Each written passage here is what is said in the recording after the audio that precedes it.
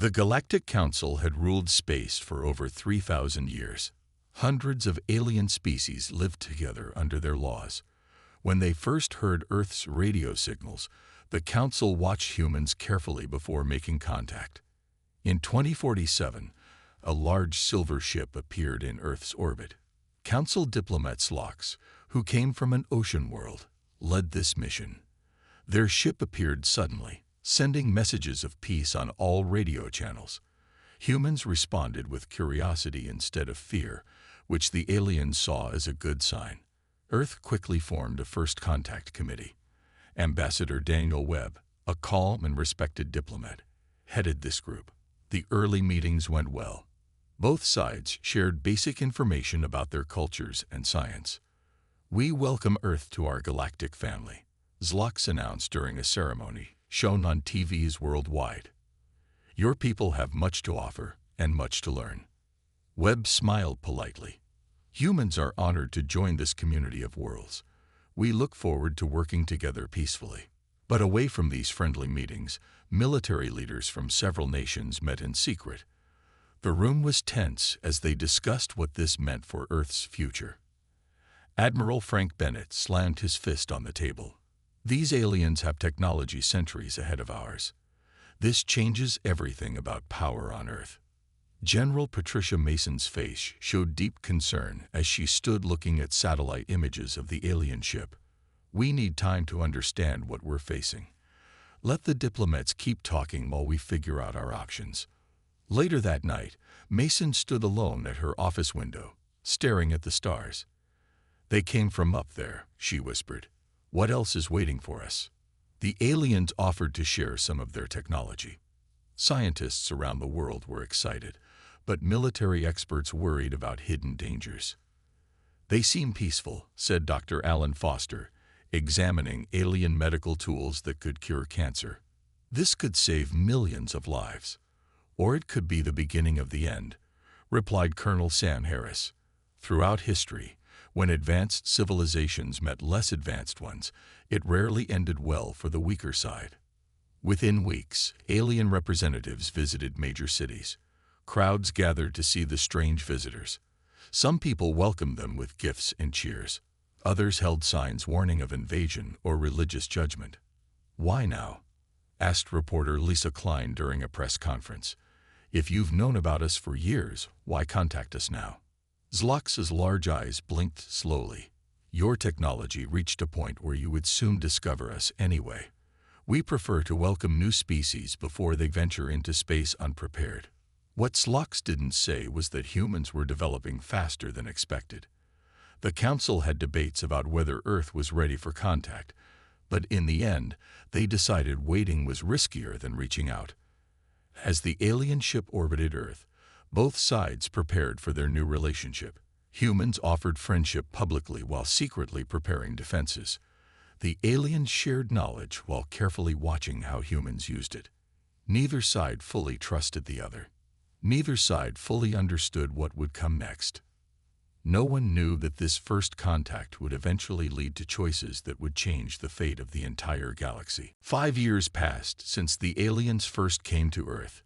Humans learned to use some alien technology, including faster space travel, new medicines, and ways to talk with other species. Earth opened a small office on Centauri Station, a huge space station where 50 alien species had their own areas.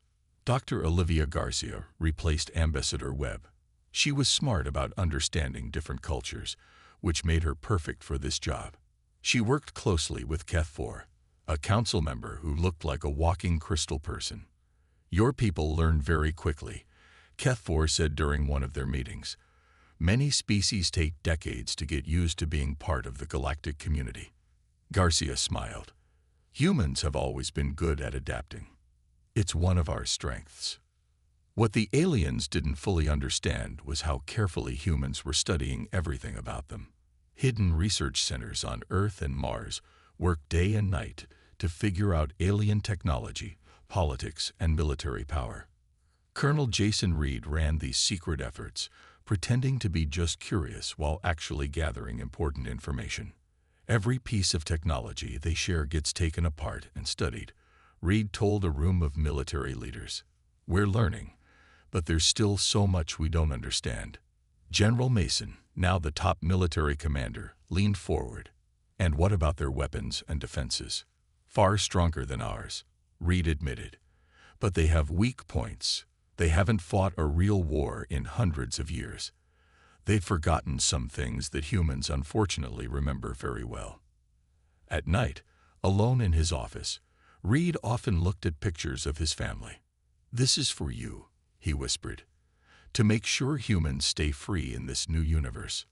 Meanwhile, regular people on Earth had mixed feelings about the aliens. Many enjoyed the new jobs, better health care, and exciting possibilities. Others worried about losing human culture or becoming dependent on alien help. "My grandmother would have died last year without their medicine," said factory worker Ben Lewis. "How can that be bad?" "It's not about the technology," argued his friend Carl. "It's about control. What happens when they want something we don't want to give?" On Centauri Station, Garcia walked through alien markets, tried strange foods, and built friendships. But she also watched and learned. Every conversation gave her insights into how the council thought, how they made decisions, what they valued and feared. "The Phylaxians value harmony above all else," she wrote in her private notes. "The Morgians fear resource scarcity due to their planet's history. The Council's unity is strong but built on compromise, not true shared purpose." Back on Earth, schools began teaching children about alien cultures. Businesses started trading with other worlds. Some humans even married aliens who could live in Earth's environment. But underneath these friendly exchanges, both sides kept secrets. The Council didn't share their most advanced weapons technology. Humans didn't reveal how quickly they were building their own space fleet. "Trust but verify" became Earth's unofficial policy. One evening, Kethvor invited Garcia to watch the 3 moons of Centauri rise from the station's observation deck. "Beautiful, isn't it?" the crystal alien asked. "A universe big enough for all of us to share." "Yes," Garcia agreed, thinking of the military exercises happening back in Earth's solar system. "I hope we can all find our place in it." Neither of them knew that their fragile peace would soon face its first serious test. The trouble started without warning. A group of human mining ships traveled to the Arcturus star system looking for valuable minerals. They didn't know this area was home to the Kralta, bug-like aliens that no one had told humans about. Captain Laura Wilson led the mining team. "Scanners show rich deposits on the 3rd asteroid cluster," she reported to her crew. "Let's set up the drilling equipment." What humans didn't know was that these asteroids were sacred to the Kralta. In their belief system, the spirits of their ancestors lived in these rocks. When the humans started drilling, the Kralta saw it as an attack on their dead. The Kralta response was quick and deadly. Their ships appeared suddenly, strange oval craft with glowing red markings. They fired energy weapons that cut through the human ships like paper. "We're under attack," Wilson shouted into her radio. "Unknown alien vessels. We need help." Those were her last words before her ship exploded. 3 human ships were destroyed in minutes. Over 200 people died before Council peacekeepers could arrive to stop the fighting. The news reached Earth 12 hours later. Families of the dead miners gathered at space agency offices, demanding answers. Military forces went on high alert. Public opinion shifted dramatically overnight. "This is why we can't trust aliens," said one grieving parent on Global News. "They didn't even warn us about these Kralta." The council called an emergency meeting. Ambassador Garcia arrived to find aliens already arguing about what happened. "Humans were told not to explore without permission," shouted Representative Gorn, a bull-like alien with 4 horns. "Your recklessness woke up a dangerous species." Kethvor tried to calm everyone down. The humans couldn't have known what those asteroids meant to the Kralta. This was a terrible accident. Garcia kept her face calm despite her anger. "We are sad for our dead and admit our mistake. But why didn't the council tell us about the Kralta in the first place?" The meeting lasted for hours. In the end, the Council agreed to help humans talk safely with the Kralta. They promised better information sharing in the future. But on Earth, leaders had already made up their minds. In public, they accepted the Council's help. In private, they started preparing for war. Lieutenant Sharon Murphy led the team sent to recover anything from the destroyed ships. Floating in space among broken ship parts and frozen bodies, she picked up a damaged data recorder. "I promise you," she whispered to the dead around her, "this won't be for nothing." When she brought the recovered information to Colonel Reed, he studied the Kralta weapon systems with intense focus. "Now we know what we're up against," he said quietly. "Not just the Kralta, but any species that might turn against us." That night, Earth's top leaders met in a secure underground room. General Mason showed them images of the destroyed ships. "The Council says this was a misunderstanding," she told them. "But they kept information from us that could have prevented these deaths."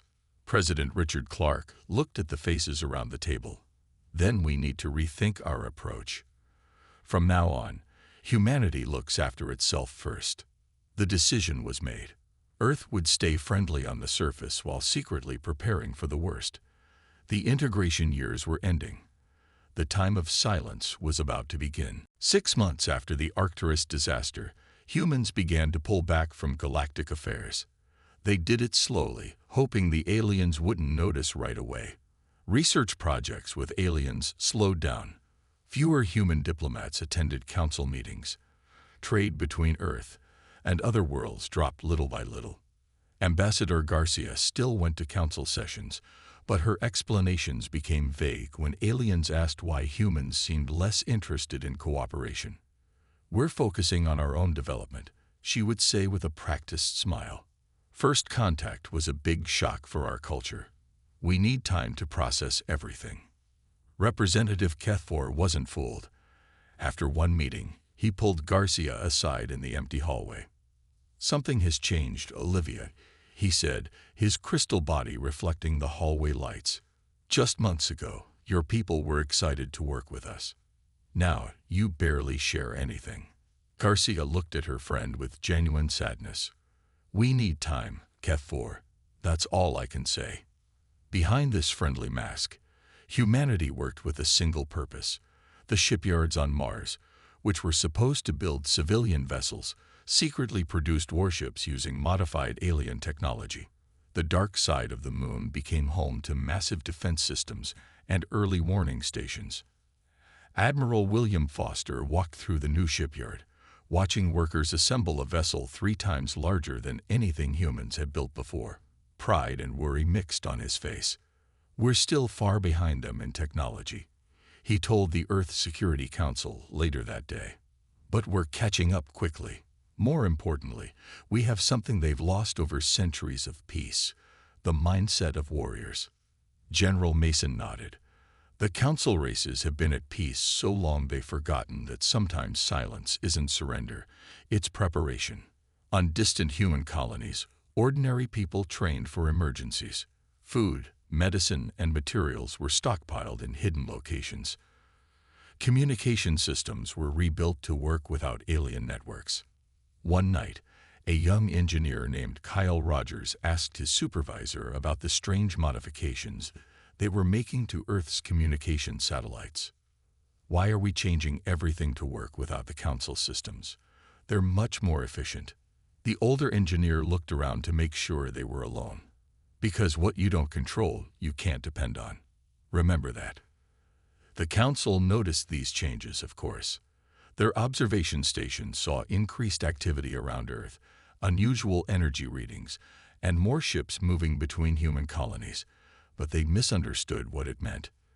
"The humans are becoming more self-sufficient before fuller integration," reported one council analyst. "This is normal behavior for young species joining the galactic community." This mistake would cost them dearly. In her private quarters on Centauri Station, Garcia recorded a personal message for her family back on Earth.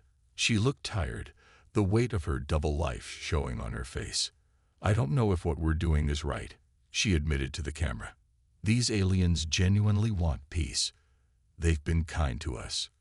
But after Arcturus, she paused, wiping away a tear. After Arcturus, how can we trust our survival to anyone but ourselves? As Garcia slept that night, engineers on Earth activated a new planetary shield system, reverse-engineered from alien technology, but improved with human innovations. For the first time since the Council arrived, humans felt they had a fighting chance if things went wrong. The silent withdrawal had begun. The Council would soon notice, but by then, it would be too late to change humanity's chosen path. 3 years after first contact, the Council could no longer ignore what was happening. Human representatives attended fewer meetings. Council offices on Earth found themselves subtly cut off from regular contact. Strange energy readings came from Earth's solar system that suggested military activity. The Council called an emergency meeting. All 47 senior alien representatives came, along with Ambassador Garcia. The huge meeting chamber was tense with worry. Elder Moxthal, an ancient lizard-like alien who had led the Council for 200 years, spoke first. His voice was deep and slow, showing his great age. "We have watched with growing concern as humans pull away from working with us," he said. "Our sensors detect military buildup in your system. You appear to be preparing for war." Garcia kept her face calm. "We are exercising our right to protect ourselves." "Against who?" asked Kethfor, genuine worry showing in his crystal features. The Kralta problem was solved through talking.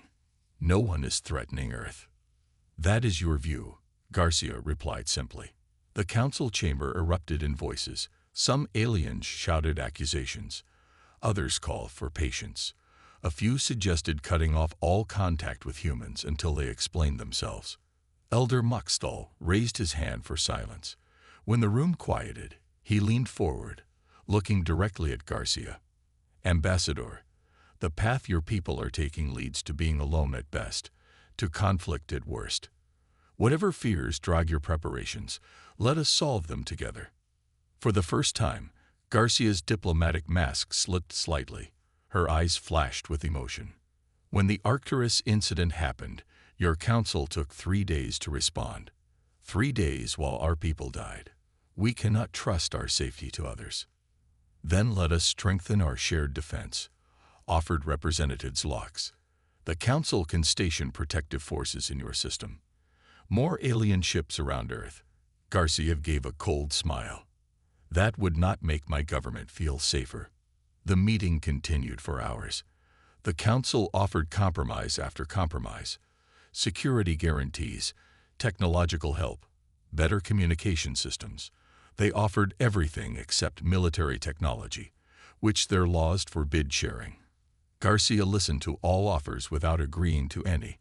When the meeting finally ended, she simply said, "I will tell Earth your concerns." As she left the chamber, Kethfor followed her to the transport bay. They had once been friends, sharing meals and discussing philosophy. Now an uncomfortable distance stood between them. "Olivia, what aren't you telling us?" he asked quietly. "What really happened?" She paused, looking at her former friend with a mix of sadness and determination. "We studied history, yours and ours. Peace is wonderful, Kethfor, but it's fragile. Humans remember what your species have forgotten. Which is that the universe isn't always kind to those who aren't prepared." Later that day, recordings of this meeting spread throughout Council space. It became known as the plea for peace that students across the galaxy would study in future years. Back on Earth, the full Security Council watched the recording. When it finished, President Clark looked around the table. "They're worried," he said, "as they should be." General Mason nodded. "But they still don't understand. They think we're preparing to attack them." "And we're not?" asked a younger council member. "No," Mason said firmly. "We're preparing to survive in a galaxy where we can only truly count on ourselves." That night, the final plans for humanity's next step were approved. The time for half measures and gradual withdrawal was over. The time for decisive action had come. 1 month after the Council's plea, all humans throughout Council space disappeared overnight. Embassy buildings stood empty. Research stations were abandoned with all data erased. Transport ships returned to Earth and didn't leave again. The Council fell into chaos. Emergency meetings were called while scout ships were sent to Earth's solar system to see what was happening. What they found shocked them. Earth's solar system had completely changed. Huge defense platforms orbited Earth and Mars. A fleet of warships unlike anything in Council records patrolled key positions. Most disturbing of all, the human colonies on distant moons and planets had been emptied. Earth had pulled everyone back home. The scout ships were stopped at the edge of the solar system by human vessels that made them look tiny in comparison. The scouts' captains heard Admiral Foster's stern voice over their communication systems. "Council vessels, you are entering human space without permission. You will go no further." The scouts quickly turned around, bringing this disturbing news back to the Council. The Council sent urgent messages to Earth for days, but no one answered. Finally, a single message arrived, not from Ambassador Garcia, but from General Mason herself. The message was shown throughout Council space. To the Galactic Council, humanity appreciates your peaceful intentions and cultural exchanges. However, we have seen fundamental differences in how we approach security. The Arcturus incident showed weaknesses we cannot accept. Earth and all human settlements are now declared independent territory, closed to non-human visitors without special permission. We don't want conflict or further integration. We choose our own path forward. The message ended with coordinates for a small space station positioned at the edge of Earth's solar system, designated for any essential diplomatic contact. Elder Moxthal called an emergency session. The council chamber was filled with confused and angry voices. "This is unheard of," Moxthal said, his ancient voice shaking. "No species has ever pulled back after contact." Kethvor spoke quietly.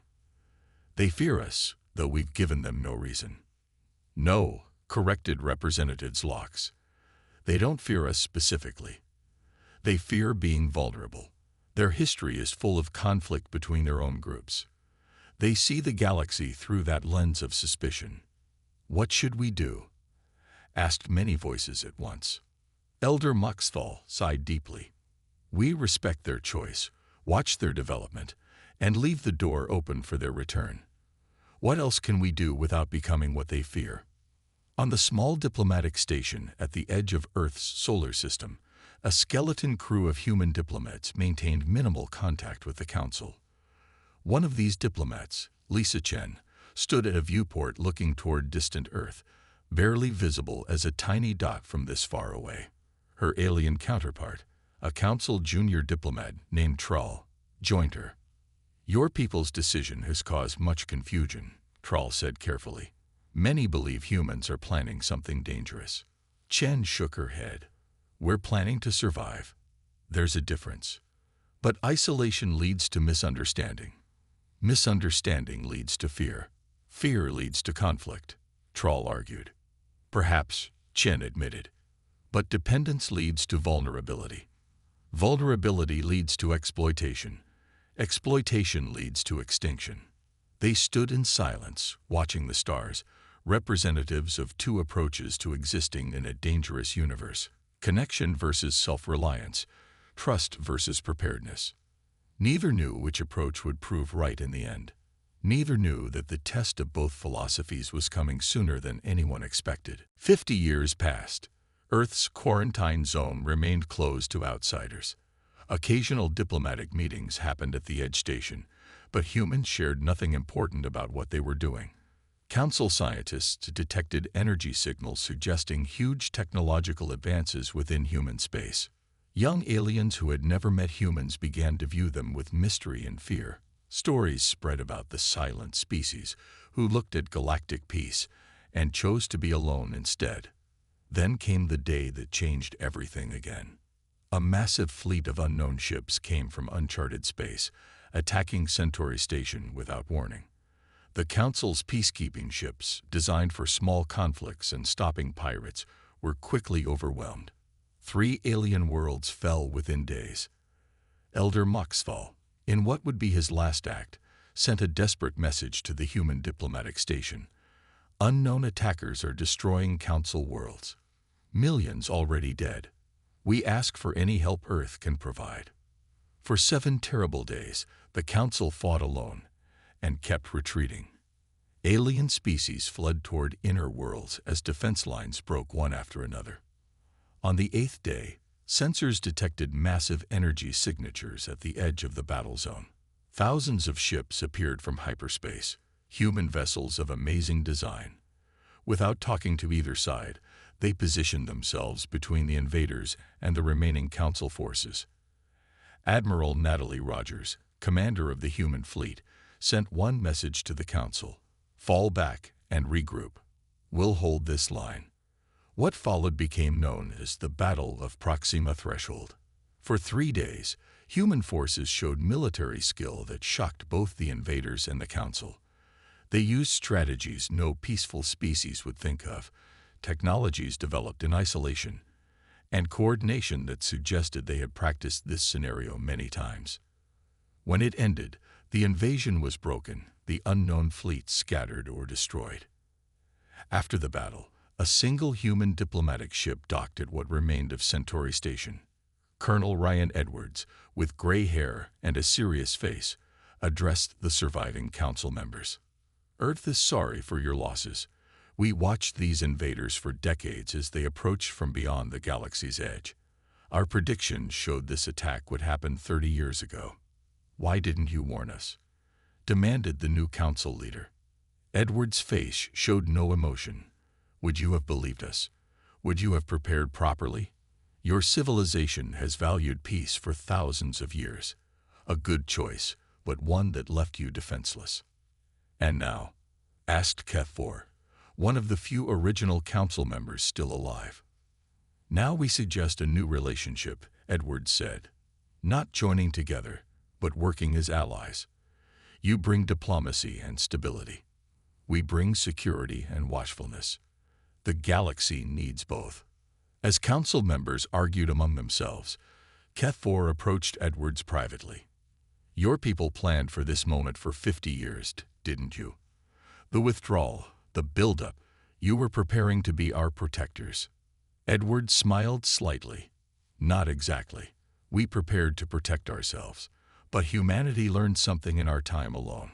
Sometimes protecting others is the best way to protect ourselves. A young human officer brought Edwards a message. He read it and looked up at Keth-4 with new respect.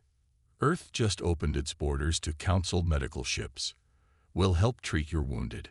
Keth-4's crystal body glowed with emotion. Your silence wasn't rejection, he realized. It was strategy. The Council asked for peace. Edwards nodded. A noble goal we share, but peace isn't kept by asking alone.